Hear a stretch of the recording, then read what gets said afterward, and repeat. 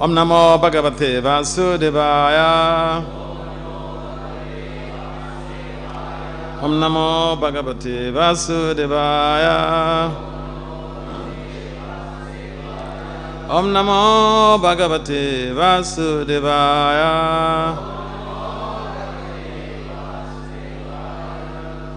Narayanam Namaskritya Naram Cheva Narottamam Devim Saraswati Vyatsa Tato Jaya Mudirayet Nasta Prayesa Bhadresu Nityam Bhagavata Sevaya Bhagavati Uttama Sloke Bhakti Bhavaiti Naistiki. So Srimad Bhagavatam, Canto 10, chapter 75, text 36. Is it? Okay. The title of this chapter is Duryodhana Humiliated. Text 36. Tata Duryodhana Mani Parito Bhatribhiripa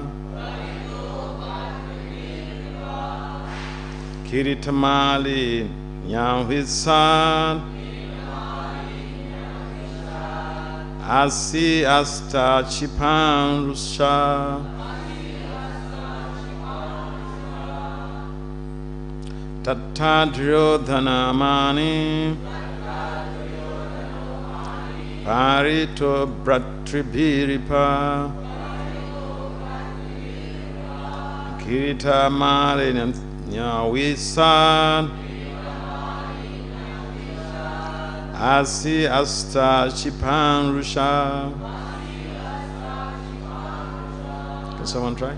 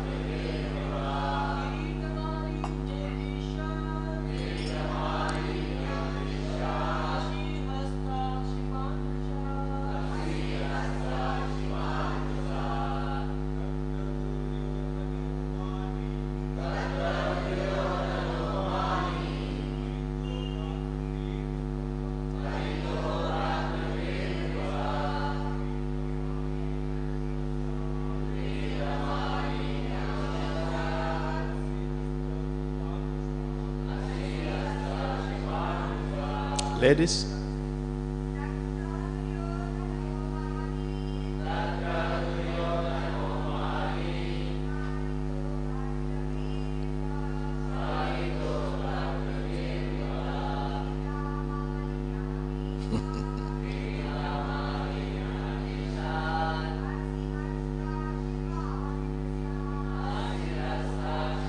So word for word translation. I'm sorry, we got running short of time. We were giving chance to everyone.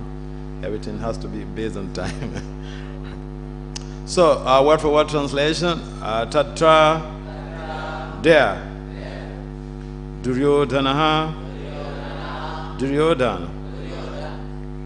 Mani. Proud. Paritaha. Surrounded.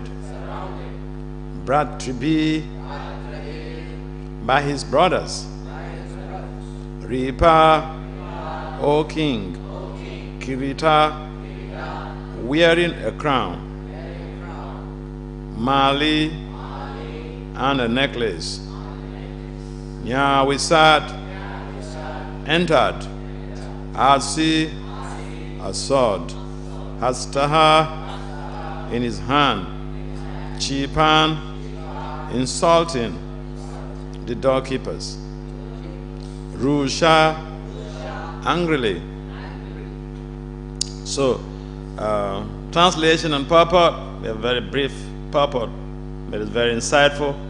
A translation, proud Duryodhan holding his sword in his hand and wearing a crown and a necklace, angrily went into the palace in the company of his brothers, O king, insulting the doorkeepers as he entered. Please responsibly repeat. Proud Duryodhan holding his sword in his hand and wearing a crown and a necklace, angrily went into the palace in the company of his brothers, O king, insulting the doorkeepers as he entered. So, purport by Prabhupada is Srila Bhakti Vasudeva Swami Prabhupada ki jai. Srila Prabhupada writes that this is by the followers of Srila Prabhupada. I'm sorry. We should give credit to whom is due. Okay, give to Caesar the world belongs to Caesar. Srila Prabhupada writes that Duryodhan was always in an envious and angry mood, and therefore, on a slight provocation, he spoke sharply with the doorkeepers and became angry.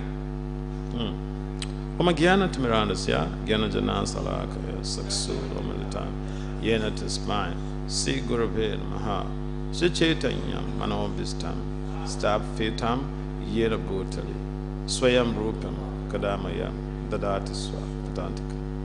Vandisi Krishna Chaitanya, Nityananda Sahodito, Buddhaya, Puspavanto, Chitu Chanditamo. Jaya Sri Krishna Chaitanya, Prabhu Nityananda, Si Advaita, Gadar, Sivasana. Hare Krishna, Krishna Krishna, Hare Hare, Hare Rama, Rama Rama. Makam karoti vachalam pangim lagatim girim yakripa tamaham vande Sri Guru Dinatari.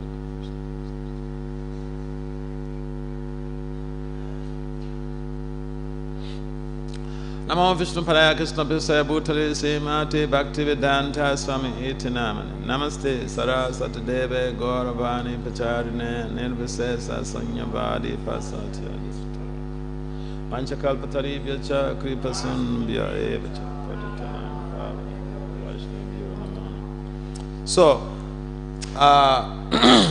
I'm sure those of you who have been coming to the Bhagavatam classes, you've been hearing this whole episode of Duryodhan being very upset, angry, envious, what have you. He has very wonderful bad qualities. The good thing is, if we may have wonderful good qualities, but one bad quality can just destroy the whole system. Just one. It's just like these 5 fingers.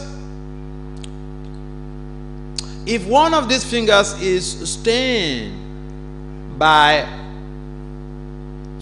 fuel, very quickly, the whole of these other fingers will be contaminated.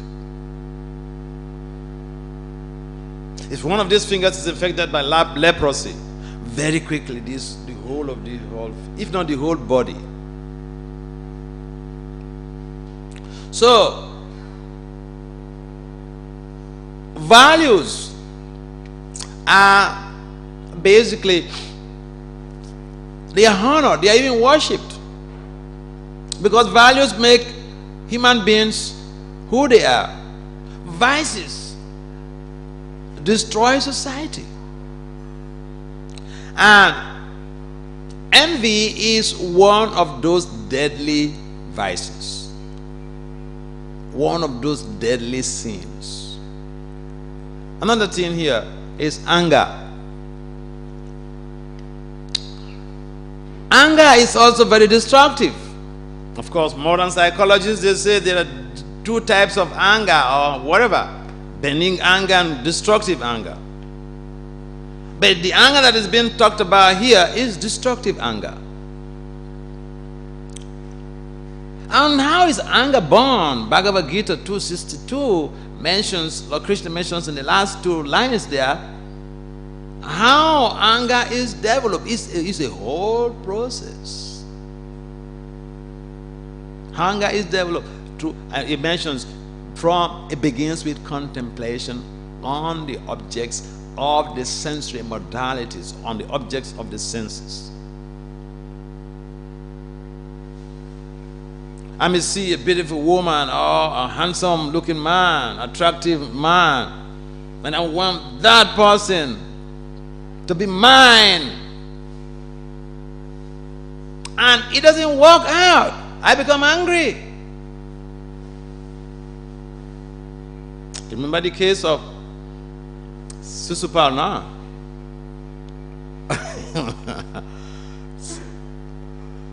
Sisuparna became angry with Krishna because, Krishna, took over. He wanted a wife, and Krishna took over. They became lifetime enemies. And what was it? The end of it all was death.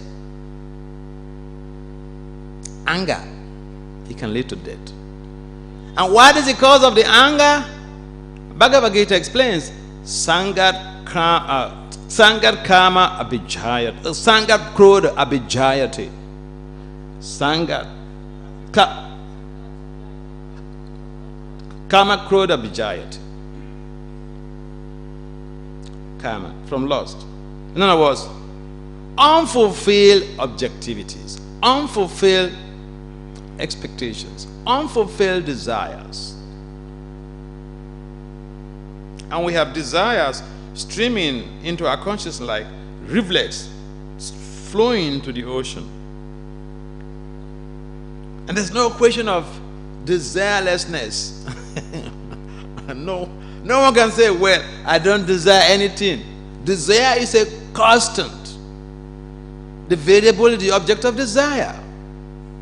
The variable is the object of desire. We always desire. Even the pure devotee, proper desire to spread Krishna consciousness all over the world. I was in Kenya, and the devotee who took me out, Govinda, I went to the Indian embassy to file for my visa.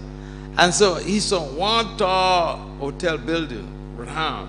And he said that when Prabhupada saw this building, Prabhupada went to Kenya. He said, when Prabhupada saw this building, he said, his Jew temple should look like this. So they take photographs, and that's how the Jew temple was designed. He has a desire. My temple for Krishna, he's in this hotel. Temple for Krishna should be beautiful like this. So desire, we must have desire. And the desire should be dovetailed in service to Krishna. If the desire is based on how to give pleasure to my senses, we will create so many enemies. So, having known how anger comes about, we should not honor anger.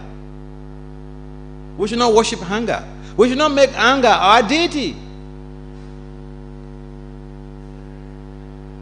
Some psychologists say if you're angry, you just have to act it out.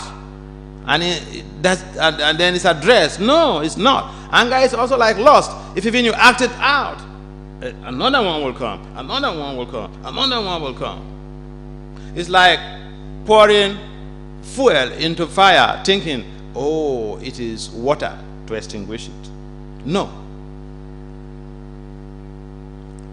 Therefore, anger has to be checkmated, and there are interventions for that. And one of those interventions is given by Krishna himself in the Mahabharata, when Krishna was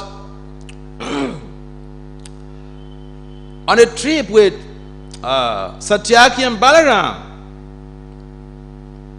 They got to a point, and night was going to overtake them, to decided to sleep. And someone has to guide. One of them has to guide. First, Satyaki was made to guide, and Krishna and Balaram had to sleep. And then one terrible monster came and demanded from Satyaki that, look, I'm a Rakshasa, I'm a human eater. I will save you. Allow me to eat your other two friends. Satyaki was very, very upset, angry, and challenged him to a fight. Imagine someone talking to a general. Satyaki is a Maharata. So they fought, and Satyaki was so angry. And the more he was angry, the more this monster grew in size. At some point in time, he couldn't even see his face anymore. And he got fatigued. Imagine, Satyaki, he got fatigued. Luckily for him, it was time for Balaram to take over. So he went to lie down. Balaram took over. That monster again came. He made the same proposition to Balaram. Balaram also was angry. And challenged him to a fight. So they fought. But then the more Balaram was angry, the more this Rakshasa was growing in height and size. Until you couldn't again see his face anymore. So huge and tall. He was fatigued. Again, it was Krishna's time to take over for guiding. Balaram went to sleep. The Rakshasa left. Krishna took over. Then the Rakshasa also came. Again came. He made the same proposition to Krishna. I'm a human eater. Allow me to eat your friends and I'll save you. Otherwise, all of you are gone.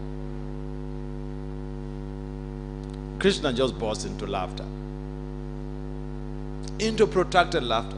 And the Rakshasa became upset, angry. This is a serious affair and you're laughing. You don't take your life seriously, right? Imagine someone comes to threaten you with a gun. Armed robber comes to threaten you with a gun. I remember Bhakti Vasudeva Swami mentioned to me one time he was in Jew temple and he went for Japa walk. And early in the morning, he likes going out for a walk early in the morning. And someone just surrounded him by the beach. A robber. So imagine you are surrounded by a robber and he gives you an order. Hey, give me all your money. And he just bursts into laughter. There was a similar thing that happened when he made this demand. And Krishna just burst into laughter. And so the Rakshasa became so angry. And then the more he was angry, the more he was reducing in size. And Krishna just went into protracted laughter. And then he kept reducing his size. And it became like so small, like a spitball. And Krishna just picked him up and wrapped him up on his totem.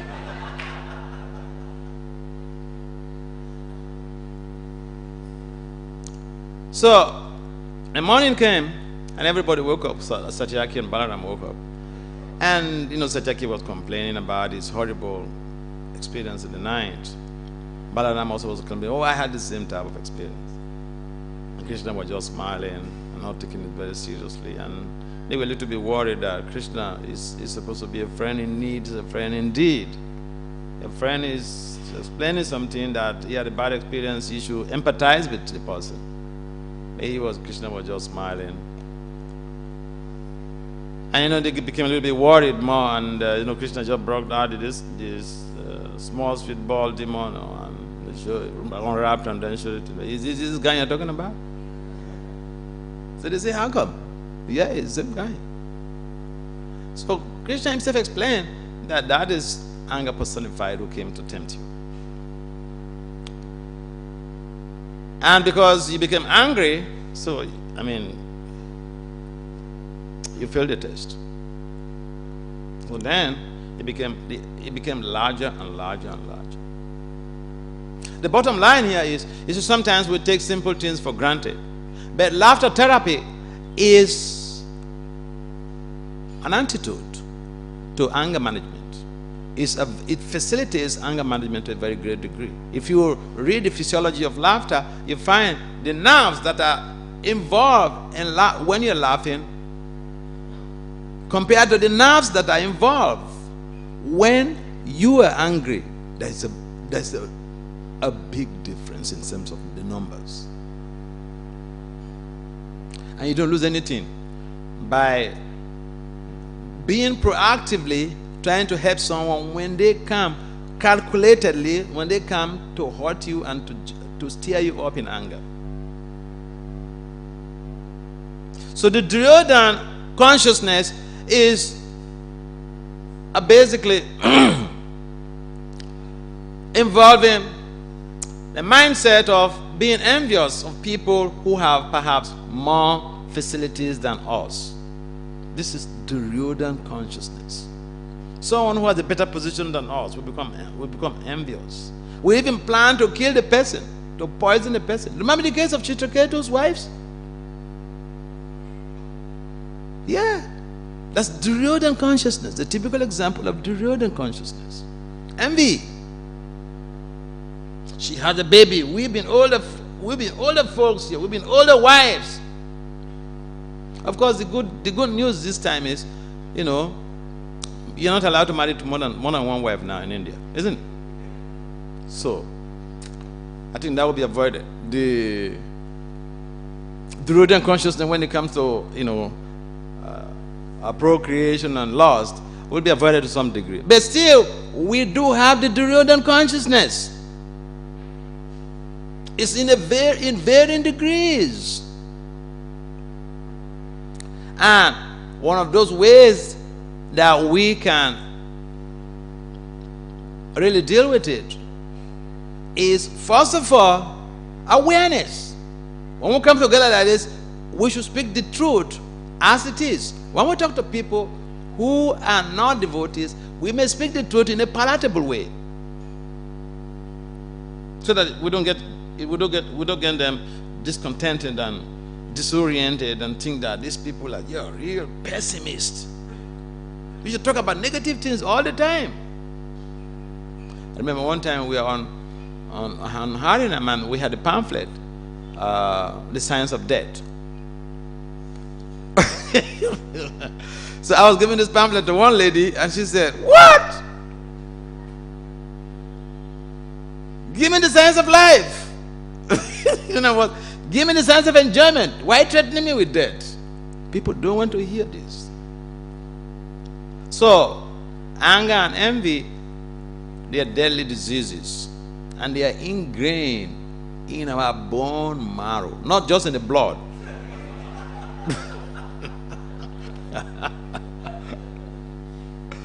If it's in the blood, maybe you can undergo some blood purification, change your whole blood, and then you'll be all right. If it's in the heart, maybe if you undergo some heart surgery and then heart transplant, and you'll be all right. If it's in the liver, maybe you can do some liver transplant, and you'll be all right. But it's in the bone, in the marrow of the bones.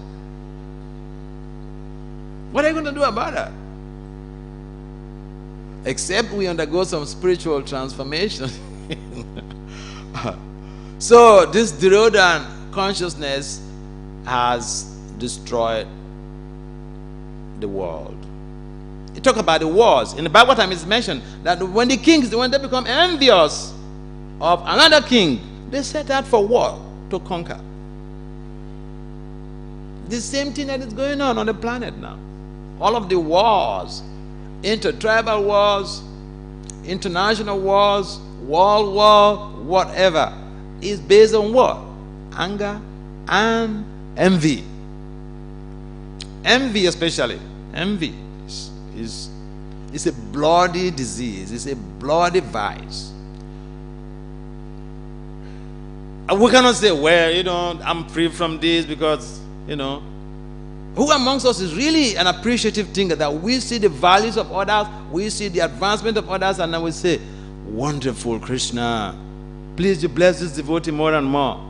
All right, I would think, why him? I've been here since 30 years. Look, this guy just came, and Krishna is blessing him like this. What about me? I've been here since 40 years ago. They made him a sannyasi. What about me?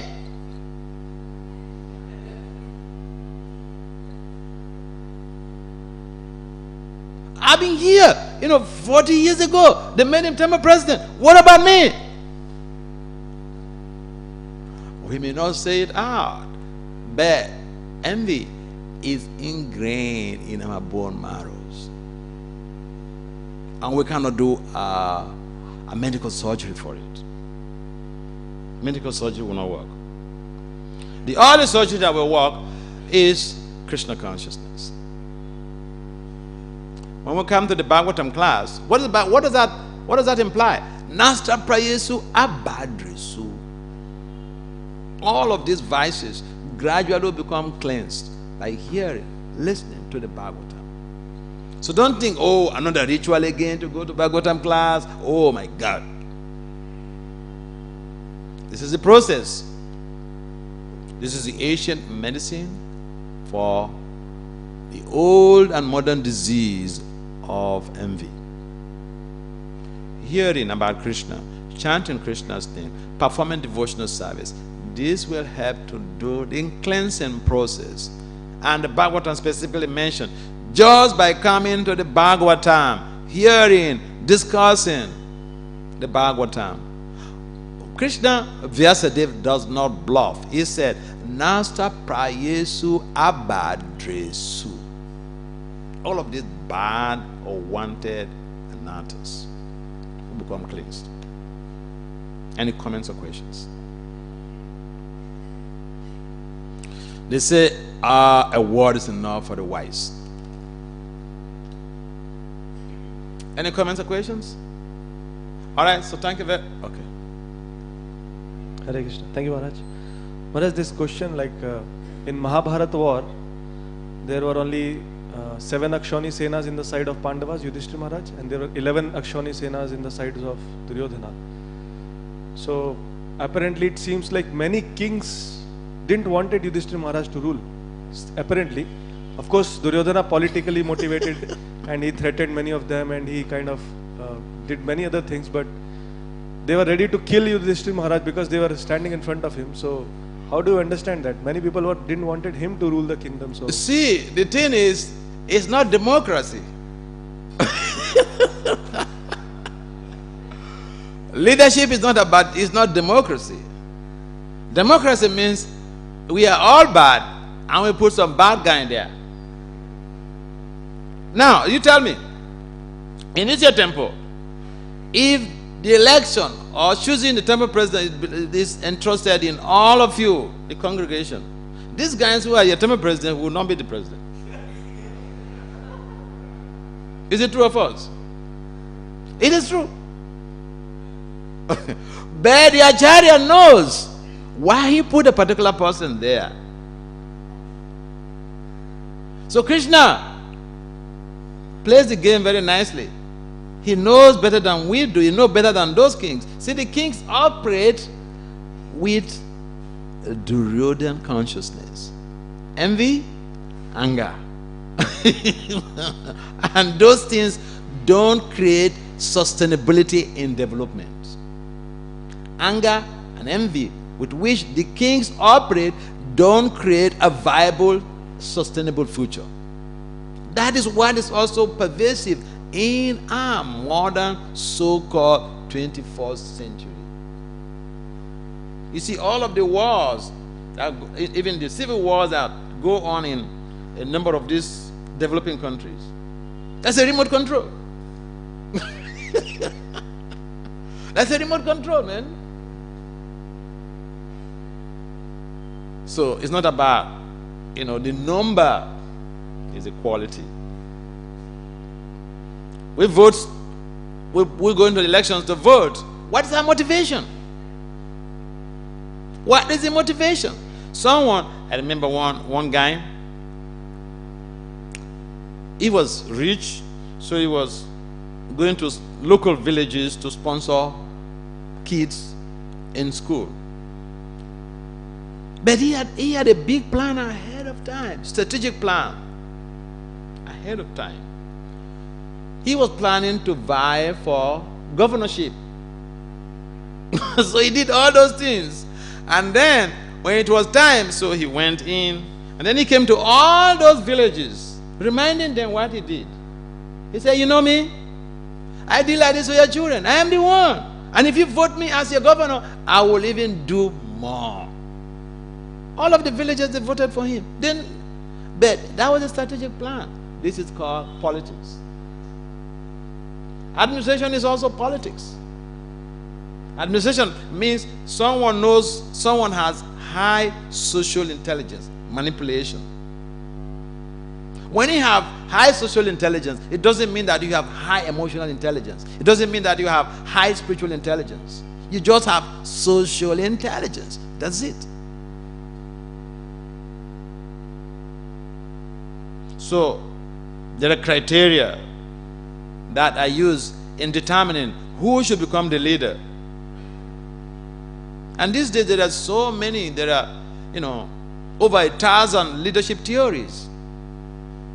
And so, how many people are on the Duryodhan side does not really ascertain whether Duryodhan should be the leader. Because we see his consciousness. A person who is imbibing a culture of envy and anger, how can we depend on that person? He will drive us go crazy. He will drive us into wars of blame. There are authentic wars and there are wars of blame. If you study, international conflict, you understand what I'm talking about. So, yeah. How many people vote me to become the president of India? Means what? They are just a bunch of stupid people like me.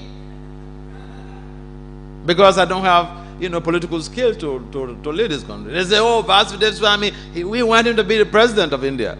What is this? And there are so many of them. So because I made them friends and I've given them some money and, so this is politics. Many people could be by the side of Duryodhan, but, they are, what is their mentality? To exploit and use for themselves. So Krishna knew, and that is why he wanted to enthrone Yudhishthira. And look at the whole scenario, the circumstances surrounding all of this usurpation and all this stuff. I mean, it's like modern times we have someone is in another country and then he goes to the other country to kill the president of that country. That is even violation of international sovereignty. So, but when you have the power, you have the say. Those kings, they are, they're friends. When you have friends, they can back you up. These days, if you have friends, they can back you up. If even you do bad things, they say, yes, yes, yes, you did it. Powerful, yes. I remember when I was a kid, we had 3 boys moving together. And they expected that, we are friends. And we know each and every parent's home. And we go to eat here, we go to school, come back at the same time because of fear of, someone attacking the other person. So sometimes one of them will do something. And right on the spot, I will just tell them, no, this is wrong. He said, what? Come on. You have a friend. You're not supposed to oppose. Yeah, I'm talking this from experience. Yeah, so friend means what? Partners in crime. Those kings, they're partners in crimes. Partners in crime, that's all. Any other comments? Otherwise, we'll close here. Yes. Can you give him the microphone? Thank you, Maharaj, for a very inspirational class. As you were talking about when anger, we face anger, so it can be subdued by humility. But most of the time when somebody is humble, the angry person, means most of this is experience, he becomes more dominated on the person. So most of the time people don't feel encouraged to be humble. So yeah. Please kindly. Yeah. See, this is it. If you are living in this world, and especially if you are not living in the temple, say you're a professional. Let me take it in this way first. Say you're a professional, you're not a brahmachari and live in the temple, you're a professional. And you'll be hearing of humility, humility, humility. And so in your office, someone is doing, I remember someone sent me a message on Facebook saying, oh, this is what is happening in my office. He is the CEO of the company. And he said people are doing wrong things, and as a devotee, I'm thinking I shouldn't do them like this, I shouldn't do them like that. I say, come on, this is completely nonsense. You are a CEO of a company. Your company has a vision, you have goals, and you have a mission statement. All your staff should align with the mission statement of the company, the vision and the goals. And anyone who runs contrary should be called as a friend to be spoken to. First offender. Second offender, again, that should be repeated. Third offense, fire him.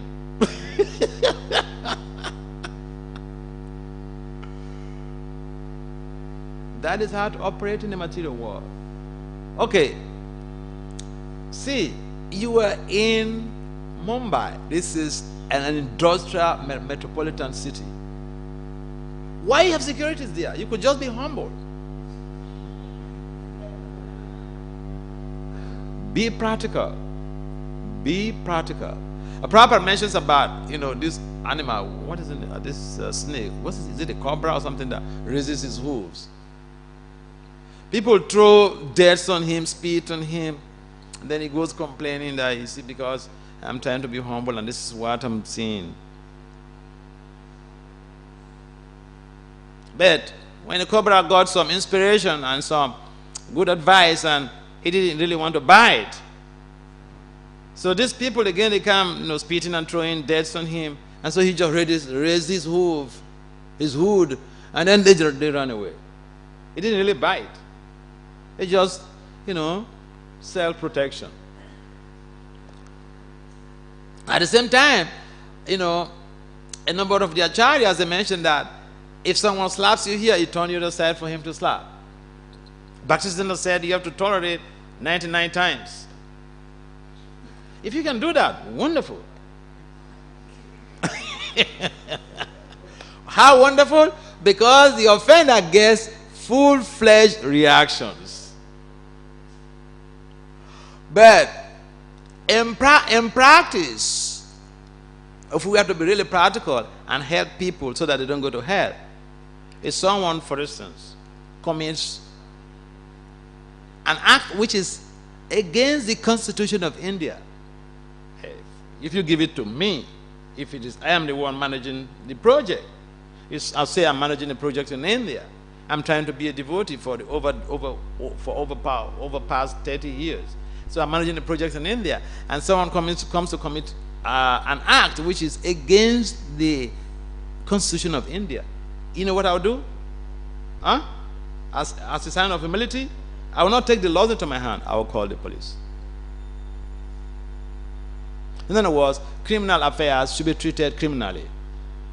We don't take the position of the police. I don't know the police system here, but in America, if someone, for instance, if you're driving on the highway and someone is driving slow on the same fast lane, you can call the police.